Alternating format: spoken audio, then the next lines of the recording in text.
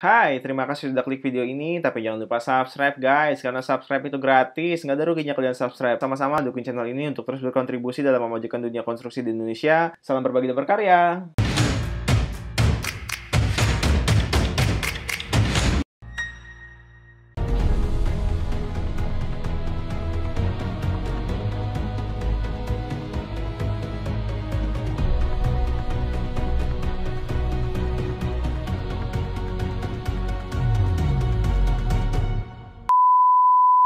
Hai, selamat datang kembali di channel Calon PM dengan saya Thomas. Gimana kabar teman-teman semua di sana? Semoga baik-baik aja, semoga sehat-sehat selalu. Di video kali ini saya akan ngebahas mengenai proses pengeboran sampai dengan pengecoran dari pondasi bore pile. Jadi di video sebelumnya sudah saya jelaskan bagaimana proses fabrikasi besi bore pile. Nah, sekarang proses pengeboran sampai pengecorannya. Jadi sebenarnya proses pengeboran sampai dengan pengecoran ini cukup panjang sekali.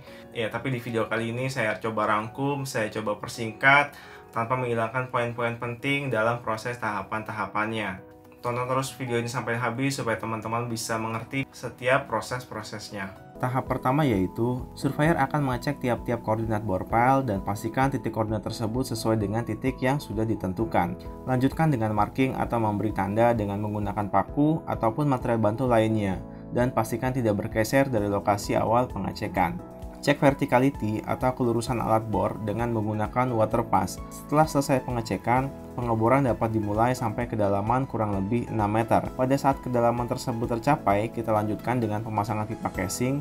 Pipa ini berfungsi untuk mencegah permukaan tanah longsor karena pergerakan mesin pada saat pengeboran. Apabila kondisi tanah pada lubang bor pile merupakan tanah yang mudah longsor, biasanya kita berikan bentonite atau slurry yang berfungsi untuk melekatkan atau menahan dinding lubang agar tidak mudah longsor. Setelah itu, barulah pengeboran dapat dilanjutkan sampai kedalaman yang telah ditentukan. Pengecekan dengan menggunakan koden tes antara lain untuk memastikan penampang atau diameter lubang bor sesuai dengan yang direncanakan. Kemudian, apakah ada indikasi kelongsoran pada lubang dan mengecek kemiringan dari lubang tersebut.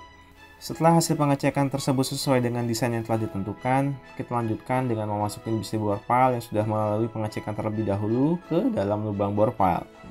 Pasang gantungan besi bore pile dan turunkan secara perlahan sampai mencapai kedalaman yang telah ditentukan. Kemudian kaitkan besi gantungan tersebut ke pipa casing.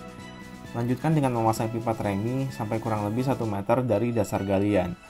Pengecoran bore pile wajib menggunakan pipa tremi. Hal ini diperlukan untuk menghindari beton terkontaminasi atau bercampur dengan air dan bentonite apabila dicor langsung dari atas lubang bore pile.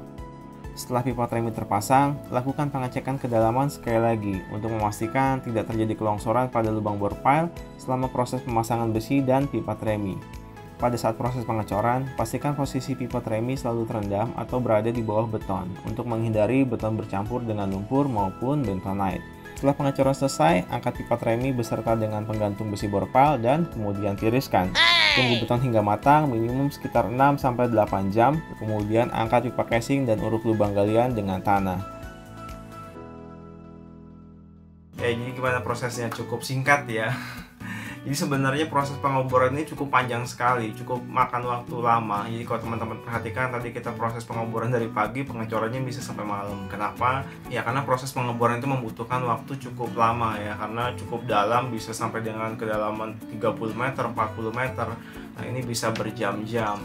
Nah kemudian proses ini juga tidak boleh ditinggalkan, artinya nggak boleh lubang masih setengah jalan, belum tembus gitu ya, belum sampai dasar atau kedalaman yang kita inginkan, kemudian kita stop, ini nggak bisa. Kenapa? Karena akan berpotensi galian ini akan longsor ya. Nah kalau udah longsor akan sulit sekali untuk dikerjakan, sehingga proses pengeboran ini tidak boleh berhenti sebelum mencapai kedalaman yang kita inginkan. Ya tapi mudah-mudahan dengan video ini teman-teman bisa mengerti, bisa paham, ada tambah wawasan baru, ada tambah referensi baru bagaimana proses dari mulai pengeboran sampai dengan proses pengecoran selesai dilaksanakan. Ya dukung terus channel ini supaya saya selalu semangat untuk memberikan informasi-informasi seputar dunia konstruksi di Indonesia, khususnya mengenai konstruksi gedung.